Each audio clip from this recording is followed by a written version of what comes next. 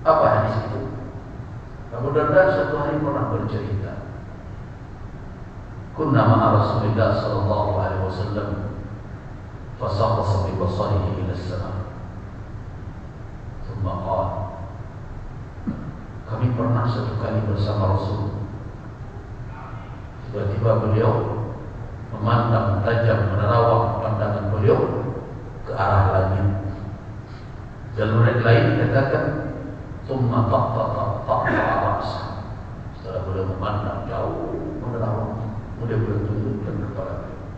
Setelah beliau tundukkan, thumma rafa'a, kemudian beliau angkat kepala melihat sahabat yang ada duduk bersama beliau. Waqala, dan beliau berkata, apa sabda tadi? Hada awan yukhtalasul ilmu minan nas. Inilah masa, inilah waktunya ilmu diambil dari manusia, diambil secara diam-diam tanpa dirasakan. Makna ikhtilas, yukhtalas maknanya adalah al-akhdhu syai' ala al-khata bighairi an yash'ura bihi sahibu. Jadi dikatakan ikhtilas dalam hadis itu sesuatu diambil diam-diam dari seseorang sehingga orang yang punya tidak merasa buat kehilangan. Itu dikatakan ikhtilas. Kapan itu?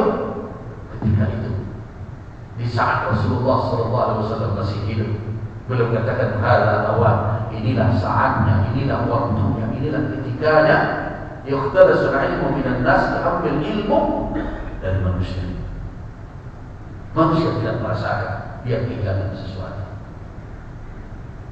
Sedikit demi sedikit, bahkan kata Nabi hatta la yaqdiru minhum ala syai', sampai mereka malah tidak menguasai apapun dari ilmu. Kehilangan. Jadi kalau tidak ada ilmu lagi. Terus kalau ada yang mengejar sih kecil itu. Otak, ghawbah. Bahasa ini monomon.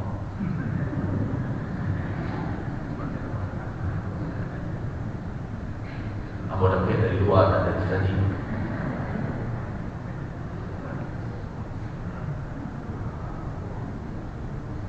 Nah, mendengarkan pernyataan itu, faqala Ziyad bin Labid al-Ansari, di antara jamaah yang hadir, jamaah sahabat yang hadir, ada seorang Ansar namanya Ziyad bin Labid. Dia bertanya kepada Rasul, berkomentar mendengarkan pernyataan Rasulullah sallallahu alaihi wasallam, "Kaifa yuhtalas al-ilmu minna?" Bagaimana ilmu akan diambil secara diam-diam dari kami ya Rasulullah? Wa qad qara'na al-Qur'an fa wallah. Bagaimana ilmu akan diambil padahal kami telah membaca Al-Qur'an? Fa wallahi, dan demi Allah, lanaqra'ahu, kami akan terus membacanya. Kami sudah baca Al-Quran, berjanji kami demi Allah, kami akan terus membaca, dan tidak sampai di situ saja. Wa lanuqri'annahu lisa'an wa aqna'an, dan kami akan mengajarkan istri kami, anak-anak kami pandai membacanya. Bagaimana ilmu akan hilang? Itu kira-kira pertanyaan dari Ziyad. Mendengarkan pertanyaan Ziyad itu, apa kata Nabi? Qala thaqilatka ummuk. Thaqilatka ummuk itu adalah pernyataan yang menyayangkan. Artinya Nabi tidak menyangka seorang Ziyad sampai di situ pemahamannya. Thaqilatka ummuk, malang bana ibu kau punya anak seperti kau Ziyad. Malah ibu kau punya anak seperti itu. Kenapa? In kuntu la'udduka, sebenarnya selama ini saya menghitung engkau, memperhitungkan engkau min fuqaha ahli Madinah, di kalangan penduduk Madinah engkau adalah salah seorang faqih, seorang intelek, tapi kau tidak paham ya. Akhirnya Nabi jelaskan alasannya.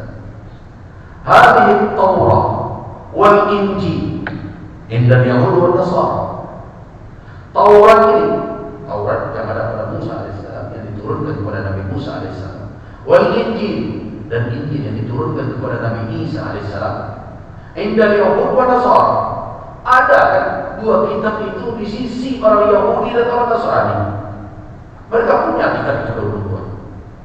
Ini ketika Nabi Musa wafat, Nabi Musa meninggalkan apa? Taurat bersama umatnya kaum. Ketika Nabi Isa diangkat, Nabi Isa meninggalkan apa? Injil di tangan beliau. Nah itu yang dikatakan oleh Nabi, Taurat dan Injil itu ada. Jadi jangan hanya dengan keberadaan Al-Quran di tengah kita, kita pandai membacanya, kita akan ajarkan anak-anak dan istri kita membaca, terus merasa aman. Ilmu tidak akan lenyap, ilmu tidak akan hilang. Nah coba perhatikan, Taurat ada pada Yahudi, Injil ada pada Nasrani. Famadza tughni anhum, kata Nabi. Apa gunanya dua kitab itu untuk mereka? Artinya apa? Catatannya ada, tapi tidak bermanfaat untuk mereka. Famadza tughni anhum, untuk apa gunanya dua kitab itu bagi mereka? Malah akhirnya kitab itu yang mereka preteli, mereka tambah, mereka kurangi, mereka tukarkan, mereka pertukarkan, mereka selewengkan, mereka tafsirkan seenak mereka saja. Artinya keberadaan dua kitab itu telah nyata tidak mendatangkan manfaat kepada mereka sama sekali. Artinya apa? Coba renungkan, Al-Quran bisa seperti itulah. Jadi tidak jaminan ada pun Al-Quran di tangan bapak-bapak dan ibu, di tangan saya, di tangan kita semua, itu tidak akan menjamin bahwa ilmu akan menetap dengan kita.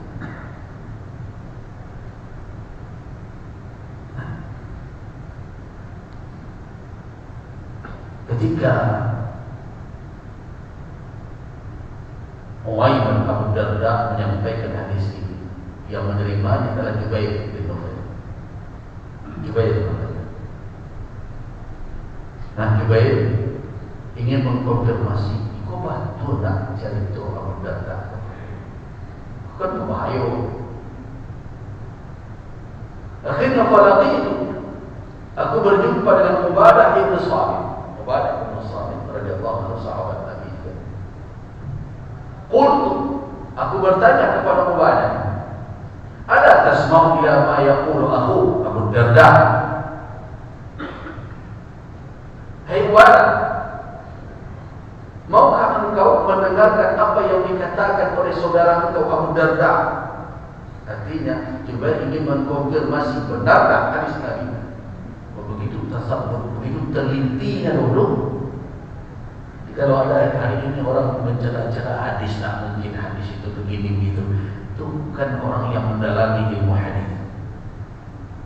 Orang yang tidak mengerti ilmu hadis riwayatan dan dirayatan, hanya sekedar mendengarnya saja akan sanksi dengan hadis Nabi, dengan sunnah Rasul.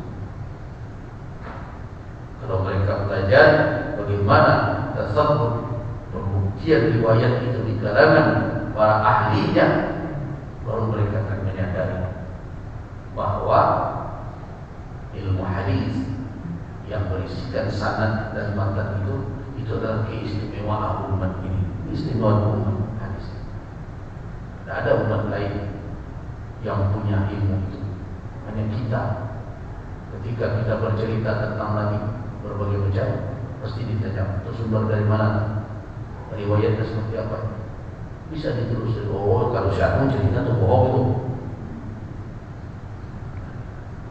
Nah, ada umat lain kan yang punya yang seperti itu. Termasuk awal di Minang harus dulu. Saya sambungkan sanadnya, perawinya, ketika menggunakan lapis dalam negeri. Nah, berpedang-pedang banda orang lagi bandakan hari rasanya itu kapal orang atau kapakan kebutuh mana satu terus itu. Siapa yang menceritakan pertama sekali itu? Wallahu a'lam, tidak tahu. Oh ada dalam tabur sekian, tabur itu, tabur ini, tabur itu. Ya. Siapa yang tulis tabur itu? Tidak jelaskan. Nah ditulis kapan? Sekian lama. Ada sanadnya kepada orang yang pertama. Setidaknya kalau di situ ada aktornya, ada Sri Rajo, ada Jati Bilang Pandai, ada Putri Hidup Jati dan sebagainya. Ada setidaknya ada anaknya. Ketemuan bentuk pengertian dan sebatang. Ada tak cerita dari beliau kama peristiwa itu siapa cerita ada. Wah ada sekian abad setelah itu makanya akhirnya ialah wak kayu sana cerita di mana. Nah Islam memiliki umat ini memiliki keistimewaan yang dinamakan al-isnad. Ada sandaran cerita. Nah, karena itu kalau kita berbicara sejarah Islam dibandingkan dengan sejarah konvensional, apa kekurangan sejarah Islam dibandingkan sejarah konvensional? Sejarah konvensional hanya bertumpu kepada apa? Kepada bukti materi, catatan tertulis, artefak yang tinggal. Kalau dah masuk dalam kategori itu namanya apa? Dongeng. Itu makanya kampung kita itu oleh para sejarawan karena tidak dimasukkan dalam fakta sejarah. Wah susah tuh kalau kampung setiap orang menyanjung kaum. Satu mak di Nusantara keturunan dari Nabi, dari Zulkarnain sebenarnya. Nah, itu kalau sejarah konvensional mereka bertumbuh kepada bukti materi. Tetapi kalau sejarah Islam di samping bukti materi ada catatan seperti surat Nabi kepada para pembesar ada sampai hari ini bisa dilihat. Mushaf Al-Quran bertemu sampai hari ini. Apa lagi? Pedang Nabi, pedang para ulama ar-rasyidun. Biasanya orang kalau pergi ke apa? Ke Turki sehingga di Turki dia akan lihat. Nah banyak bukti-bukti termasuk juga sekarang kan mulai berkembang ya.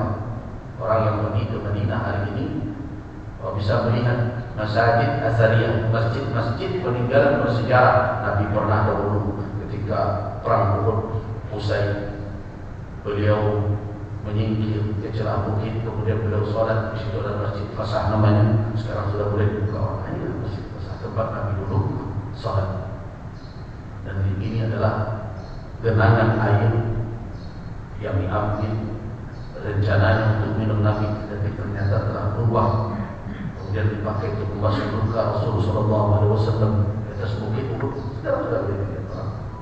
Ada bidang, ada sumur-sumur yang dulu diminum oleh Rasulullah SAW. Bahkan ada juga sumur yang dari situ Nabi berpesan, kalau saya nanti ada, maka ambil air untuk memandikan saya dari sumur itu.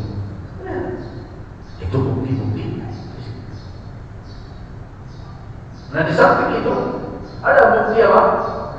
Riwayat. Nah itu yang tidak dimiliki oleh umat. Riwayat.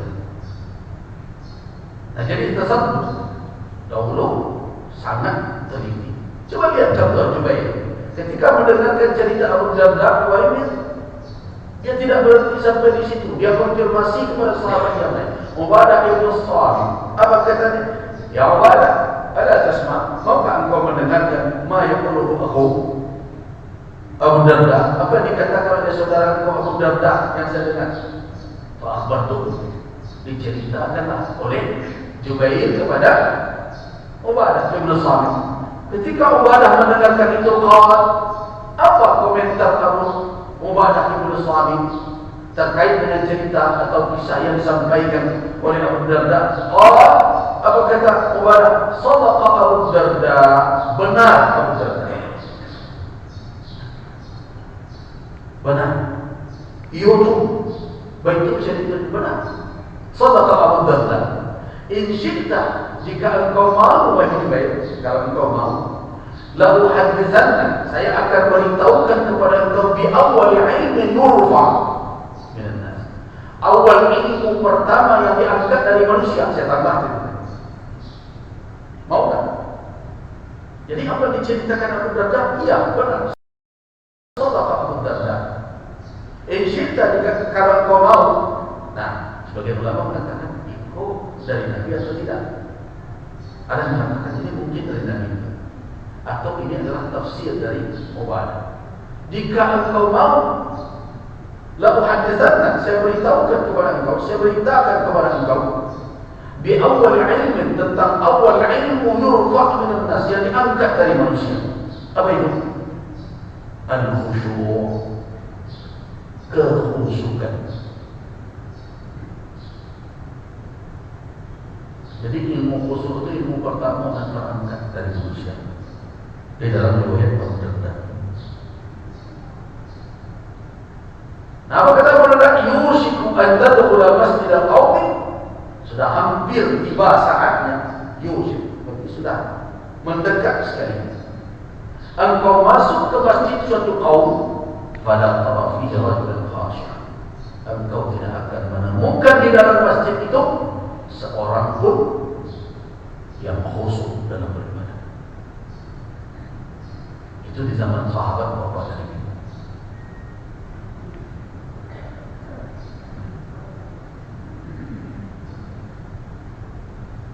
Ada kek masuknya kepada Rasulullah. Kau masuk satu masjid,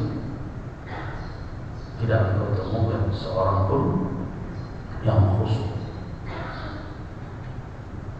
Mu pernah itu masuk satu masjid, memang ada seorang khusyuk, waktu masjid tidak mau orang. Jangan ada khusyuk ini. Bulan Ramadan berdoa. Di luar bulan Ramadan miliaran gedung masjid dibangun, diperluas, dipercantik, hanya dimanfaatkan untuk pertengahan awal satu bulan saja. Kok kini kau mulai ke manci lah. Apa cuaca mulai itu setiap saja hujan.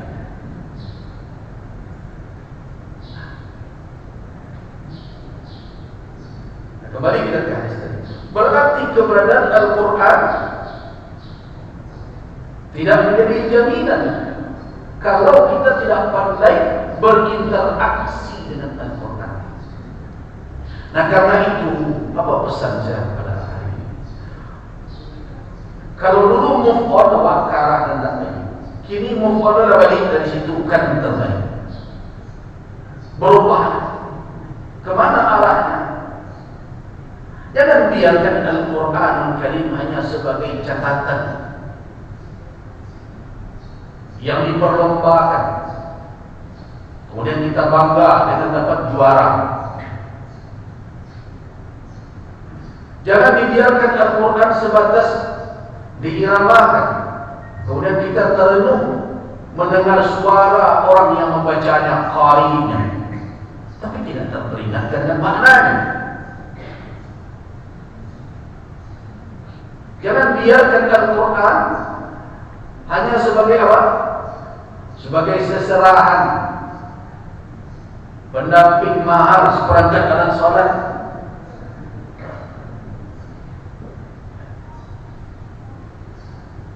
Beberapa hari yang lalu saya ngaji di Surabaya. Apakah seperangkat alat salat itu simbolisasi religiusitas? Tidak sebenarnya. Malah itu merugikan perempuan.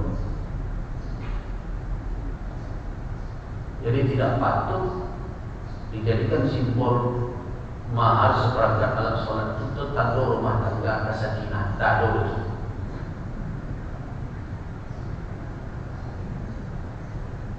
Tradisi seperti itu tidak patut dipertahankan. Wanita punya hak untuk mendapatkan mahar yang berharga. Walaupun kita tahu bahwa wanita yang paling besar keberkahannya adalah yang paling rendah maharnya, tapi bukan di murah-murah. Boleh, bukan tidak boleh. Boleh menjadikan seperangkat alat salat sebagai mahar. Sah. Tetapi mengikat yang seperti itu adalah sebagai simbol Tanda yang memberi itu, orang yang dekat dengan agama menginginkan istri menjadi salihah, dan istri yang menerima seolah-olah ini pertanda bahwa dia adalah orang yang dekat dengan Allah. Itu datu gitu.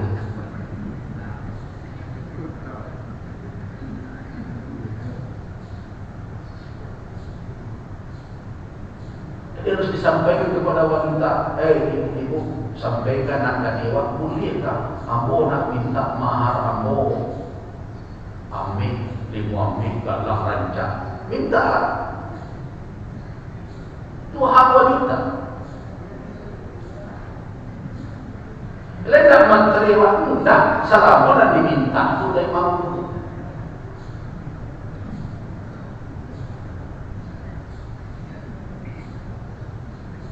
Kenapa ada jujur tu ibu penceramah?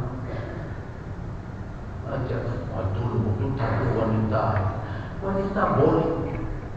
Taruhlah wanita mau, tapi seorang pria dan jadikan hadis itu sebagai alasan untuk tidak memberikan mahar yang sepadan. Bukan.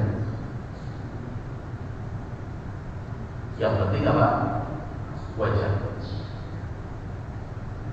Kalau jalan calon suami, bukan aja minta terani luci yang fina masuknya.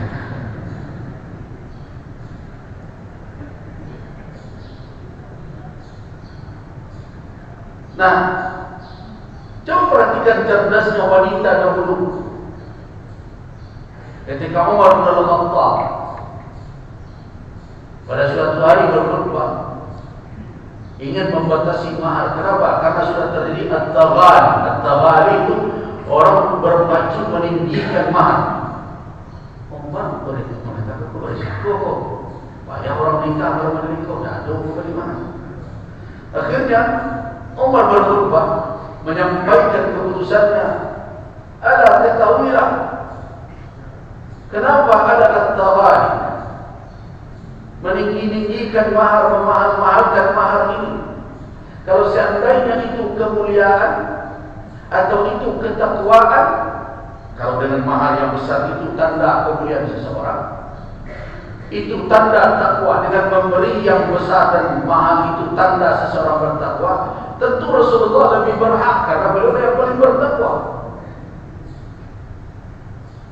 Dan istri Nabi dan putri-putri beliau lebih berhak karena tidak ada wanita yang lebih kemuliaan daripada Ummahatul Mukminin dan putri-putri Rasulullah. Tapi ketahuilah tidak pernah Nabi memberikan salat mahar kepada istri beliau melebihi dari 12 uqiyah atau 400 dirham. Hanya satu saja yang tinggal istri Nabi itu, tapi bukan dari Nabi, yaitu Ramlah Ummu Habibah binti Abi Sufyan. Karena Nabi menikahinya dengan apa? Mewakilkan kepada Najasyi di Habasyah, dan Najasyilah yang menghadiahkan kepada Rasul untuk mahar Madinah. Yang lain tidak ada yang lebih dari 400 dirham. 400 dirham itu berapa kira-kira ini? Ya 25 juta, 25 juta. Nah kan bisa ibu minta bos keluar mualif, ya boleh saja. Kau tak main seperangkat alat solat saja.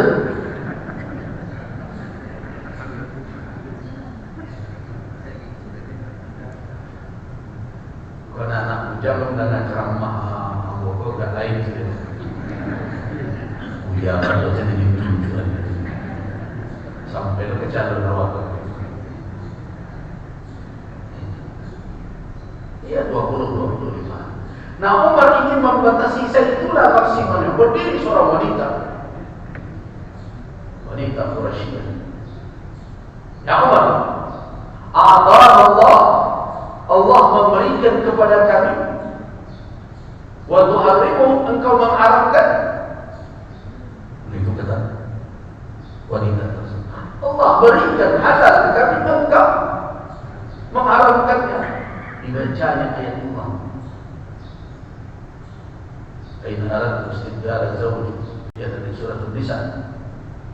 kamu telah berikan kepada ihdahunna, kepada salah seorang dari istri engkau itu qintar. Tahu makna qintar? Harta yang berlimpah ruah, qintar. Tidak ada batasnya. Kenapa kau berhak membatas-batas itulah kira-kira? Hari ini presiden ditantang oleh itu, suruhnya pas kongres kerja. Tapi coba lihat, Allah memberikan di dalam Al-Quran kata qintar. Qintar itu adalah mal kasir, harta yang banyak yang tidak ada batasnya. Diizinkan engkau sampai melarang dan mengharamkan umat. Mendengarkan itu umat bersadar. Asabat imra'ah wa akhta'ah. Ya ibu pun membantu Umar dan salah. Akhirnya apa kata Umar? Ya Umar, sadarlah engkau kullu nas, setiap orang afqah min Umar, lebih faqih dari Umar. Dan kita tidak usah mengerti itu gara-gara Umar kepada diri.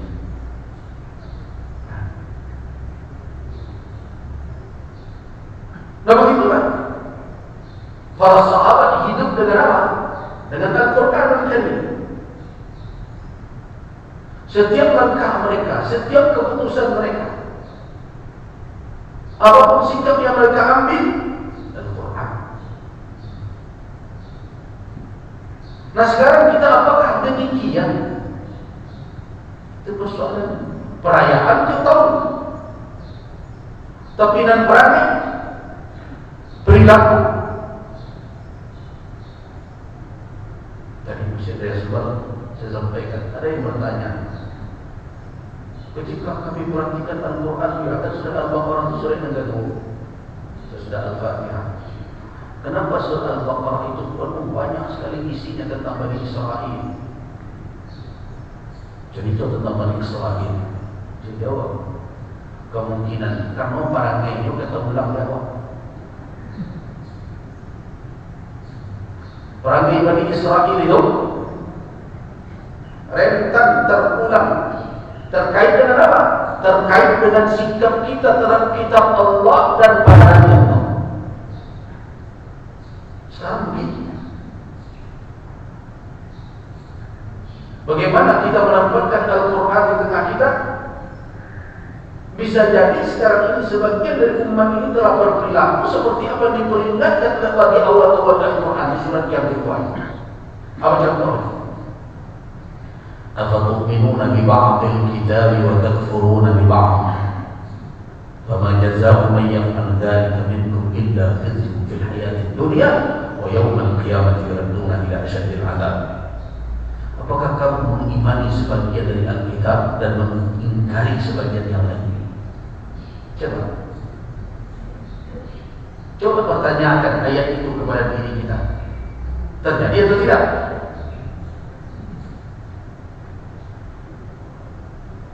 Kita itu berhadapan dengan Al-Quran, buat timbang-timbang. Aku dah ada. Aku dah besar.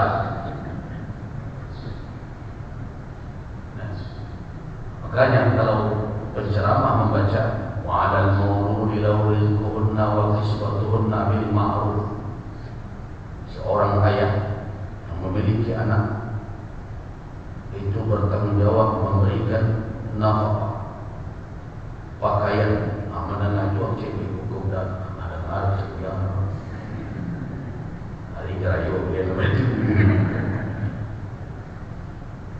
Nah, sana untuk jadi alat yang untuk penajam lagi tanggung jawab. Tapi boleh Ustaz tadi membaca ayat pula, fankihu ma taba lakum minan nisa wal masna wa thulatha wa ruba'. Jadi dah ngaruh tadi tu. Yang lama dia awak saja. Ketujuh, pakai. Dah ketujuh. Bukan itu saja. Dalam urusan ibadah, Quran, Sunnah, urusan politik, baca-baca dah ada di sini. Urusan muamalah, halallahu al-bai'a wa harrama ar-riba. Kalau itu ini lurus.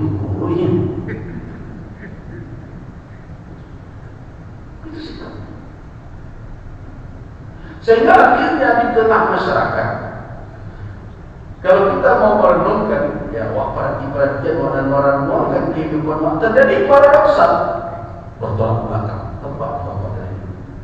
Ada orang rajin sholat di situ, tapi diberi uangnya tak ada orang. Ada penampilannya, waduh, ikut bentuk duduk serupa benar. Tapi perangai di luar. Nah, paradoks. Kenapa?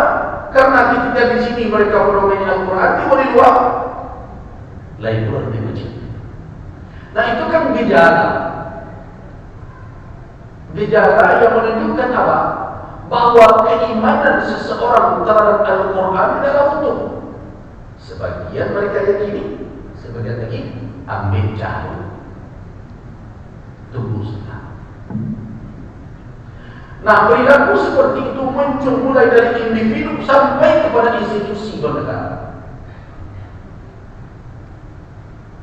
Kita perhatikan. Bernegara kita kan begitu juga. Kalau urusan Al-Quran itu perintah syariat mendatangkan titik rajin itu, terlalu bentuk itu. Kalau negara apa yang diuruskan apa titik-titik sini? Haji diurus, zakat diurus, wakaf diurus, sertifikasi halal diurus. Hati boleh rancang itu kerja hidup.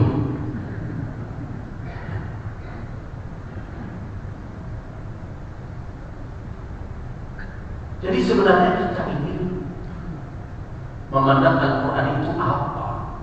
Itu yang jadi pertanyaan besar. Nah, tapi saya umat ini sudah senang melihat orang kalau dia melakukan perayaan dengan Al-Quran. Walaupun di dalam prakteknya Al-Quran itu seperti yang diperingatkan oleh Allah Subhanahu wa Ta'ala. Di awal-awal surah Al-Baqarah, di Al-Baqarah itu banyak sekali model bagaimana orang tidak benar dalam memperlakukan kitab Allah. Ambil contoh, walamma ja'ahum rasulun min indillahi musaddiqun lima ma'ahum nabadha fariqun minal ladzina utul kitaba kitaballah wara'a zuhurihim ka'annahum la ya'lamun. Ketika datang kepada mereka rasul dari Allah yang membenarkan apa yang ada pada mereka, mereka campakkan kitab itu ke belakang tubuh mereka ka'annahum la ya'lamun, seolah-olah mereka tidak tahu saja. Hari ini berapa banyak pula orang sebelum dia mendapatkan sesuatu berapi-api ayat Quran keluar. Ketika lebih di situ. Kenapa? Nak menguntungkan. Begitu pula kata dahulu Bani Israel.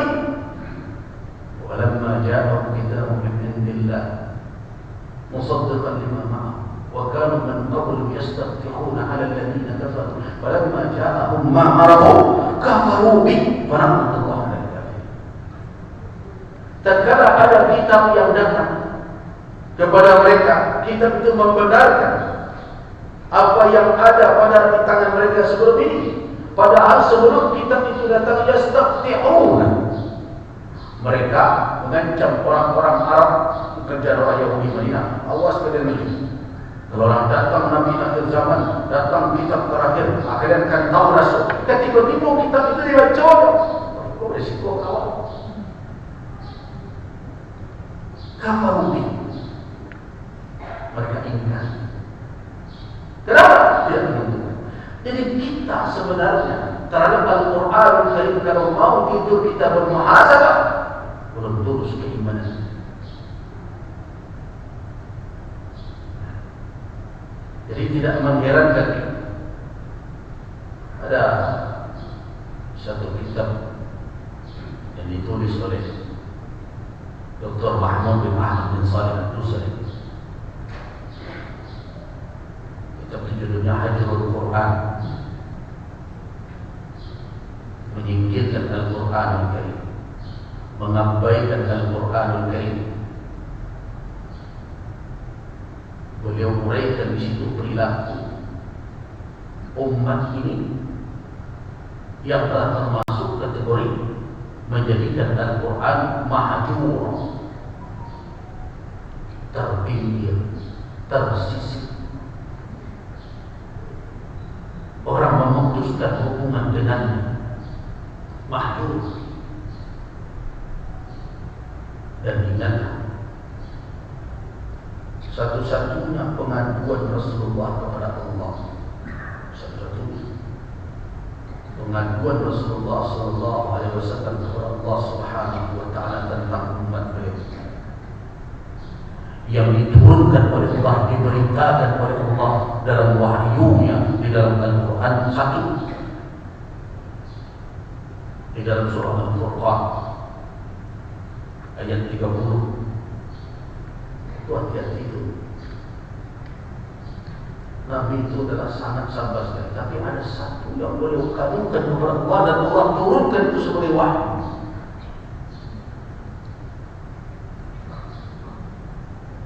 Apa bunyinya? Wa qala Rasul, dan Rasul berkata, Ya Rabbi, wahai Rabb, wahai Tuhan, inna qaumi ittakhadhu hadzal Qur'an mahjura. Itu pengaduan Rasulullah kepada Allah. Dan satu-satunya pengaduan Rasulullah kepada Allah yang Allah turunkan tertulis hari ini di dalam Al-Quran Al-Karim, abadi sampai hari kiamat bagi baca orang pengakuan Nabi itu. Jadi perhatianlah itu. Jadi peringatan. Di mana? Nabi mengadukan, inna qaumi, sesungguhnya kaumku ittakhadhu hadzal Quran, menjadikan Al-Quran ini mahjura, tersingkir, terabaikan. Nah, apa bentuk hajarul Quran itu? Menyingkirkan Al-Quran seperti apa? Oh enggak, Quran waktu di rumah waktu. Membuat yang baru, cetakan, rancang. Di mana dalam lemari? Aduh, nenek bangga baca itu ke cucu. Ambil cucu lah, cucu Quran dari lemari.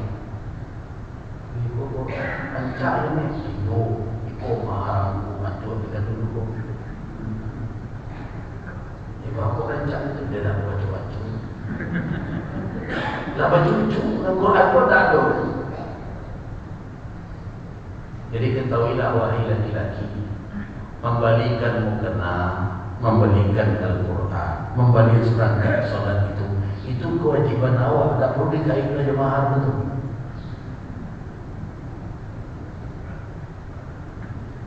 Itu bagian dari tanggung jawab seorang suami dan istri.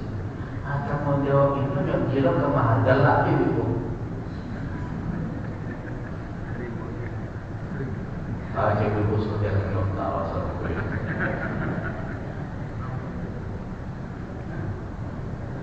Itu kewajiban suami itu, menyediakan pakaian untuk beribadah. Kewajiban. Kembali kita kepada hajarul Quran. Kata Dr. Abdul Sari, apa kata beliau? Ada 9 cara orang hari ini menjadikan Al-Quran terpinggir. Yang pertama hajarul iman, yang saya bicarakan yang pertama, yaitu menyingkirkannya dalam bentuk tidak mengimaninya, yaitu mengingkarinya, baik secara keseluruhan maupun sebagian. Itu tahjir namanya, menyingkirkan. Yang kedua adalah hajrul ta'zim, yaitu tidak mengagungkannya, malah ada memperolok-olokkannya. Hati-hati ketika diberitakan oleh orang, ini ada ayat Allah yang mengancam, memperingatkan, membuat kita mestinya ketakutan. Ada neraka Jahannam yang menunggu orang, ada neraka Saqar yang menunggu orang tidak salat sebelum macam. Nah, terus awak jawab, ada sebagian yang menjawab berkelakar, karena tidak sholat ke situ. Mencari dari sini untuk murah, cari yang untuk rokok. Istihza. Awas.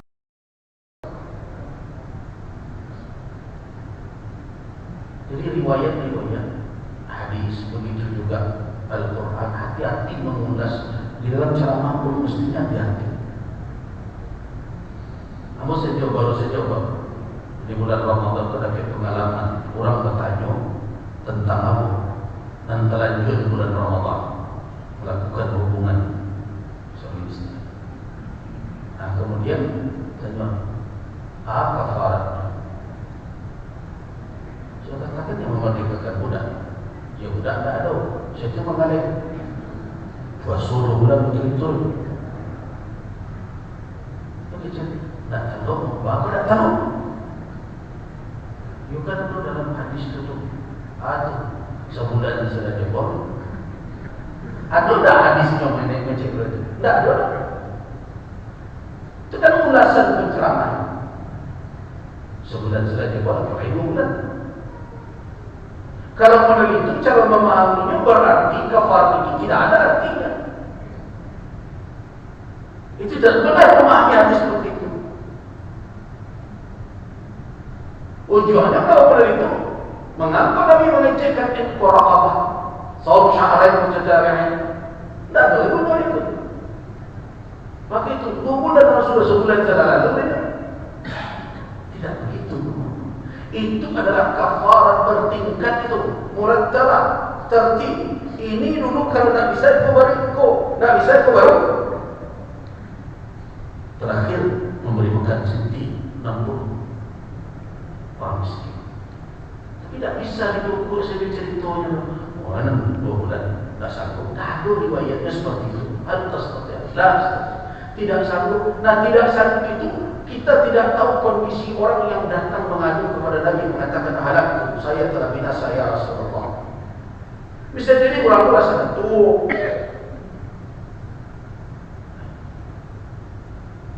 Mungkin ada keadaan lain.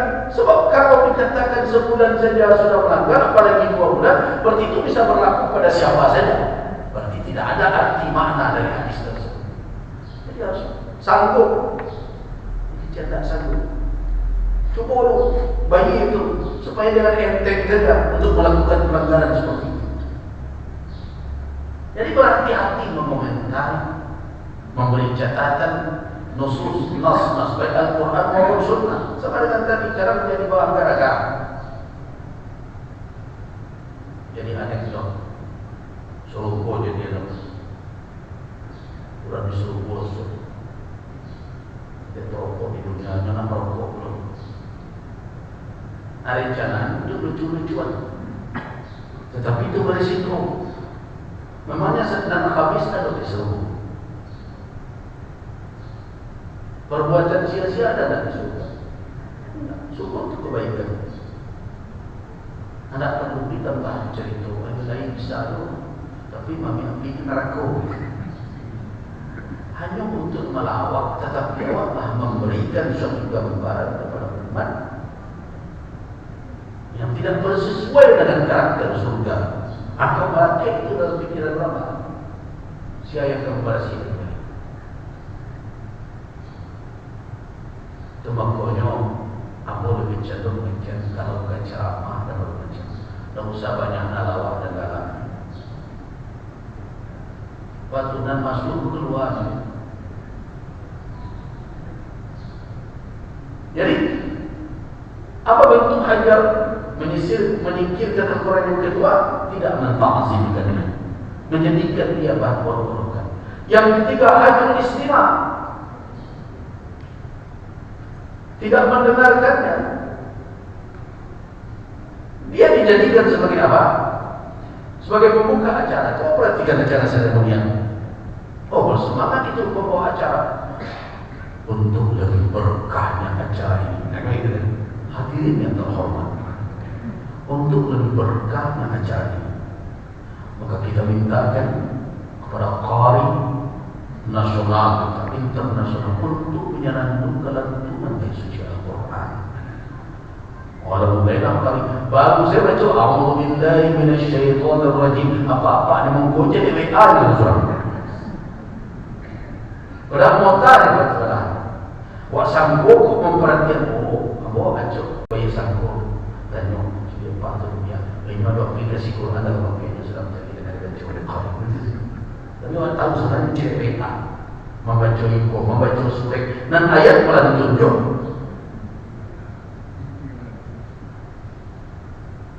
Itulah yang terjadi. Hanya istimah, tidak mau mendengarkan. Nah, apakah itu bagian dari hajrul Quran, menjadikan Al-Quran mahjub? Ya. Yang keempat, hajrul ta'allumil Quran wa ta'alim, mempelajari dan mengajarkan. Pengajaran kita tentang Al-Quran dan Karim lemah. Kenapa? Karena konsep pendidikan kita itu tidak terambil dari Al-Quran. Ada saya dengar satu ceramah menarik dari seorang syekh dari Qatar. Beliau mengatakan begini, kalau memang kita membangun pendidikan anak-anak generasi kita ini berdasarkan manhaj Al-Quran, tahu tak? Al-Quranul Karim menjadikan sebagai poros atau apa yang akan dibentuk pada diri seseorang terkait dengan keilmuan dan pengajaran. Jawabannya bukan kecerdasan. Karena itu di dalam Al-Quran tidak ada ujian tentang al-dzakar, cerdas, pintar, dan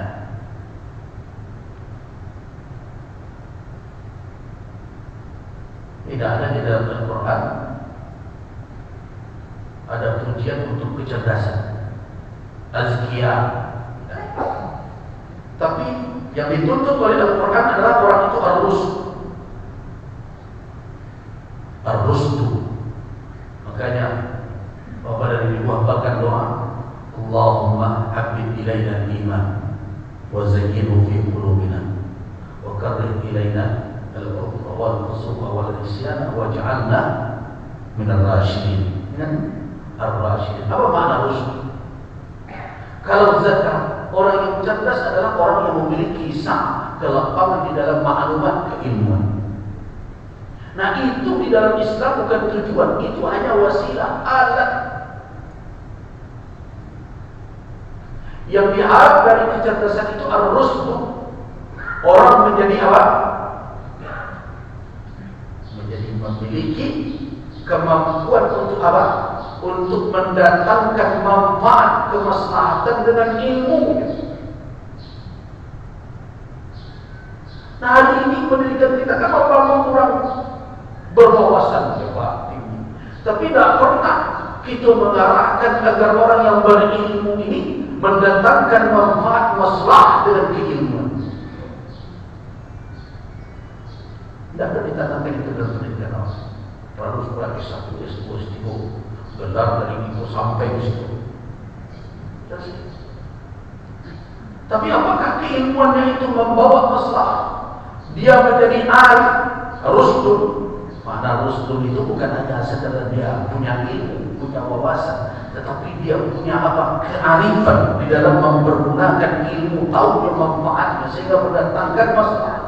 Kalau urusan jadi apa dari ibu cari sedikit KPK menangkap orang bagalah.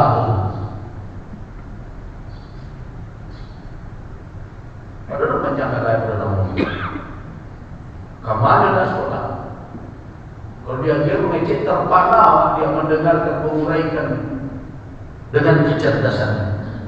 Tetapi apakah kepintaran dan kecerdasan itu membawa keselamatan? Jangankan untuk orang lain, untuk dirinya saja dia tidak bisa jalankan. Kenapa Al-Quran melihat rusdi kalau anak yatim sampai mereka memiliki kemampuan tamyiz, memberikan pembedaan antara hak dan batil, antara manfaat dan maslahah. Jadi ilmu seluas apapun tidak boleh berhenti hanya sebatas ilmu itu saja. Sama dengan ibadah. Coba perhatikan Al-Quran. Bagaimana Al-Quran mengajarkan kita beribadah? Apakah ada Al-Quran menunjukkan kepada kita ibadah itu hanya untuk ibadah saja? Tidak. Ibadah di dalam Al-Quran bukan tujuan. Ibadah di dalam Al-Quran adalah wasilah. Karena itu wabtaghu ilaihil wasilah, carilah wasilah. Apa wasilah? Jalan menuju Allah, ibadah. Berarti dia bukan tujuan. Setiap ibadah diajarkan kita di dalam Al-Quran untuk tujuan. Bukan ibadah itu sebagai tujuan. Ibadah itu untuk tujuan yang lain. Contoh apa? Salat. Tujuan untuk apa? Supaya orang bisa mendapatkan ketenangan batin, supaya orang bisa tercegah dari keji dan munkar. Zakat untuk apa? Untuk membersihkan diri orang, membersihkan harta orang, supaya timbul rasa kepedulian antar sesama, supaya jangan sampai ada yang monopoli kekayaan bermuncul. Ada maqasid. Nabi itu Al-Quran mendidik kita. Tapi apakah pendidikan seperti itu yang kita terapkan hari ini? Tidak. Kita telah bangga karena kita tamat sekian S. Sesudah kami di S itu jadi STLR. Gaduh-gaduh saja ada harapan nanti. Kenapa seperti itu? Karena kita tidak mempelajari Al-Quran dan tidak pernah mengajarkan, tidak mendidik, tidak membuat pendidikan kita berasas kepada manhajnya. Itu tadi namanya. Kemudian berikutnya adalah hajrul tilawatil Quran. Menyingkirkan dengan enggan pembacaan. Dia buat acara tahsin Al-Quran. Nanti bos saudara umur 80 tahun, maka mentahsin lidahnya atau sudah tidak. Tahsin Al-Quran itu orang muda-muda orang. Kalau nak tua-tua itu payah, roh baca boleh biar dia pun juga. Atau bila yang nak tahsin Al-Quran kepada muda-muda.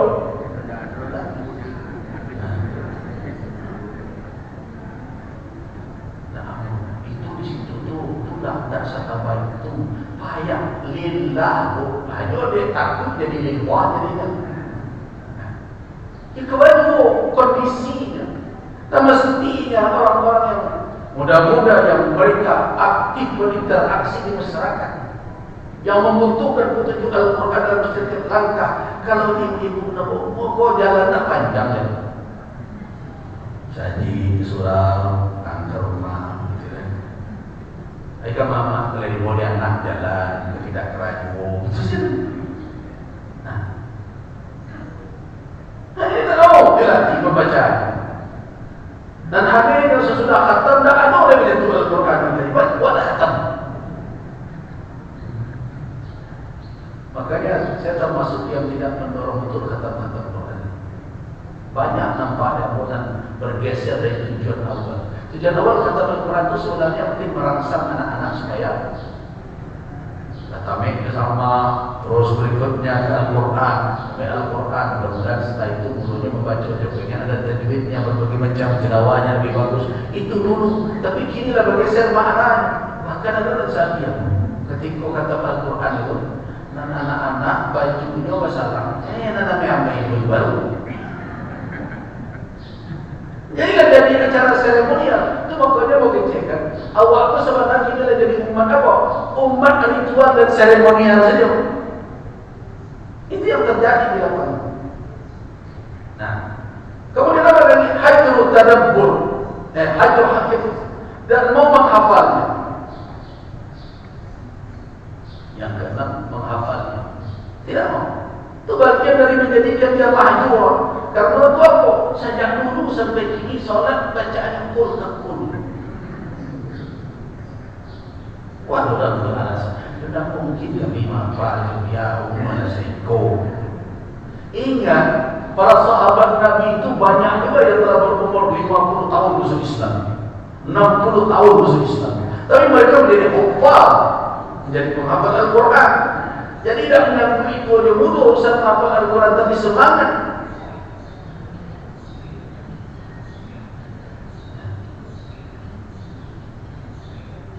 Kemudian apa lagi? Tadabbur.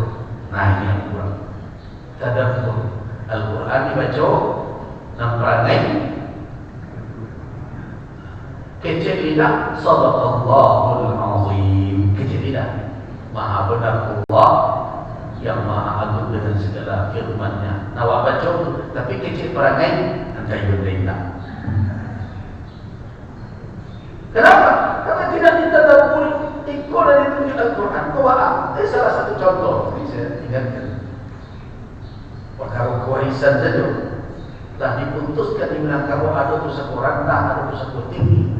Banyak orang Minang, tidak sedikit ya, banyak, bukan berarti keseluruhan, yang enggan memperlakukan faraid yang ditetapkan oleh kita. Padahal dijadikan bu, ikut nak ada tu pusat tinggi dah bu. Ikut ibu dapet dia muda ibu dari mana ketika itu. Berarti ikut ada tu pusat rendah. Risiko hak ahli waris yang ditetapkan dalam kitab Allah harus berjalan. Itu termasuk anak jantan pun dia tertiyo. Bahkan dia lebih banyak dari itu. Diminta dan anak lelaki warisan pama.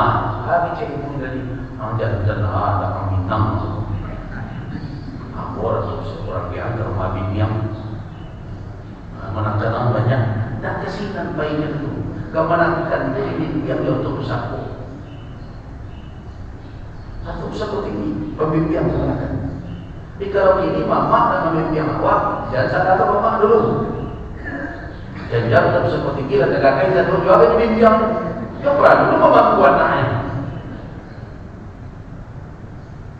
kan anak di panggung dia bacanya kemenangkan pembimbing. Karena itu mama dahulu pemulung di negeri itu bersawah gadang. Itu nak kali tampaknya untuk mau menurut alim, untuk mengurus anak kemenakan. Ini ada insentifnya pemulung dulu. Kini tak sebentar mama beragi pilih. Banyak mengurus dia punya anak, punya tanggung jawab pun. Nana tu pusako, tak ada. Ada tanda dan tu baru dia akan urus. Tidak mungkin. Kapai nama saya hadir rapat kerapatan adat negeri. Mungkin saja tidak ada. Itu lah. Kadang-kadang kalau cerita itu dulu pernah aku sampaikan kepada kami. Cukulah untuk balik aturan itu suku-suku lah dan banyak perangkat lain-lain. Tapi lah begitu. Sawah kadang sama mani dan pemulung punya supaya ada untuk menjalankan tugas. Kalau tidak mungkin orang menuntutnya dengan tanggung jawab apa-apa. Banyak kami jalankan itu. Tapi kita tidak tahu. Ambil kau bersorak beberapa jalan mama dan tahu jawab kami yang banyak. Dahulu jangankan mama akan bersusah payah turun ke sawah sepantang mama dahulu. Makanya pantang Indonesia pergi Sarawak, pantang Indonesia dengan baik. Sebab itu malu kemenangkan membantu dakwah anak buahku.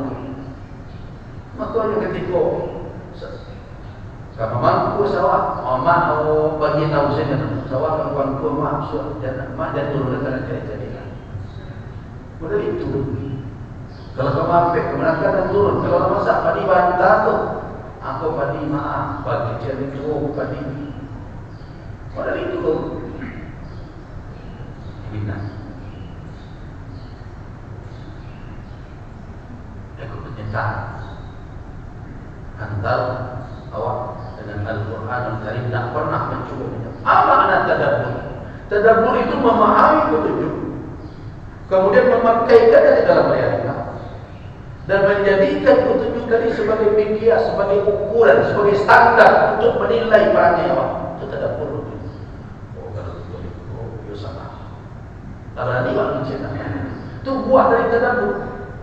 Buah dari tadabbur itu bisa mencari jalan awak. Realita dan ada di hadapan mata awak, apakah itu diredai oleh Allah atau tidak? Dari mana awak tahu Allah redha dan tidak redha? Dari Al-Quran. Itu makanya kata ulama, kalau engkau ingin bicara dengan Allah, baca Al-Quran. Karena itu kalam. Nah, sampaikan kita ke sana. Bahkan majlis-majlis kajian yang mentadabburi ayat Al-Quran boleh dikatakan tidak banyak. Yang membaca terjemah lain, membaca tafsir tafsir lain. Memang tadabbur. Tadabbur tidak hanya sekedar menafsirkan, mengistinbatkan hukum, tetapi apa? Melihat kondisi dan keadaan yang dialami dengan kacamata Quran. Kemudian berikutnya yang ke-8 hajrul amal, tidak mau mengamalkannya. Tadabburinya tidak, tentu mengamalkannya tidak diamalkan. Al-Quran dibaca juga, praktek jauh. Nah, itu yang terakhir dalam buku itu, dalam kitab tersebut, hajrul tahakum ila Al-Quran, tidak mau menjadikannya sebagai hakim, sebagai pemutus perkara. Nah, itu terjadi itu. Walaupun dia ramina ketuanya ada, bisa disyarat-syarat, bisa diterima. Saya bertahun-tahun berpengalaman merasakan bagaimana berhadapan dengan orang-orang yang menyusun peraturan daerah dan berbagai macam. Lain kau benar terpakai ada bisa disyarat-syarat, bisa diterima. Nah, indah ada orang yang terkaji dan kita baca, kau melanggar ayat Allah kah?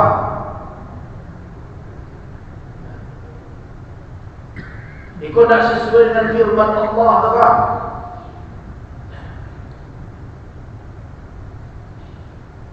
Akhirnya termasuklah ketua yang dibentuk ramai-ramai. Kalau tak berhenti kan? Contoh, ada sekali ada orang berdakwah yang muntirnya begini, bahwa pemerintah harus memfasilitasi seluruh ekspresi seni. Seluruh ekspresi seni harus difasilitasi. Ada seniman yang jauh dari Al-Quran, aku sih jadi seni, tak bawa baju jadi seni kan ini. Itu kan jadi buahan itu.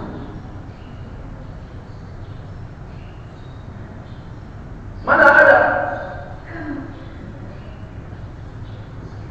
Ya sama saja kasus Sumatera Barat ini. Konversi Managari, kenapa itu Legalawi?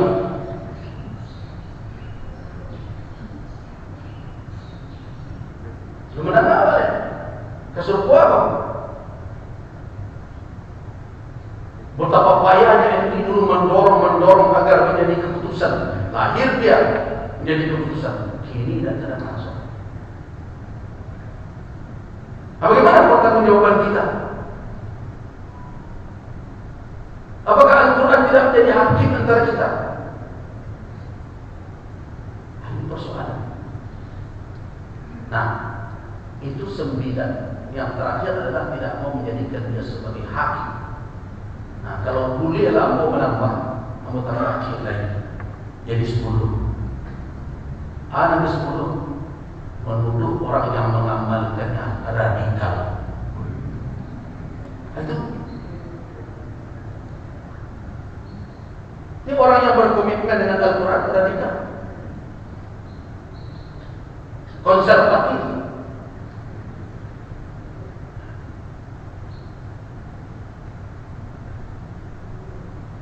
Saya melihat ada satu lagi yang terlupa. Ya mungkin penulis karena hidup di negara yang di situ Al-Quran dipraktekkan, tak karena ada itu. Tapi awal Rasul ada kita hidup oleh pembahaya untuk menyingkirkan Al-Quran dari tengah kehidupan. Apa itu? Membuat berbagai label tuduhan kepada orang yang konsisten mengamalkannya. Apa bentuknya? Radikal.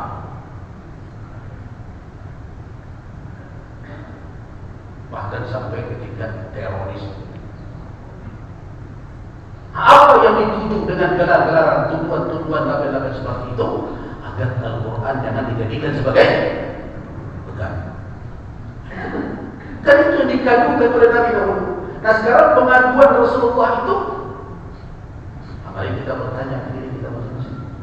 Masuk wadah dari kelompok Nabi Kadwar itu. Inna qaumi ittakhadhu hadzal Qur'ana mahjura. Sesungguhnya kaumku menjadikan Al-Quran ini mahjur, tersisih, terpinggir, tersingkir, tidak lagi disentuh, tidak dipakai. Mudah-mudahan Allah Subhanahu wa taala melindungi kita semua, kita cukupkan dari wafaqan Allah wa iyyakum lima yuhibbu wa yarda.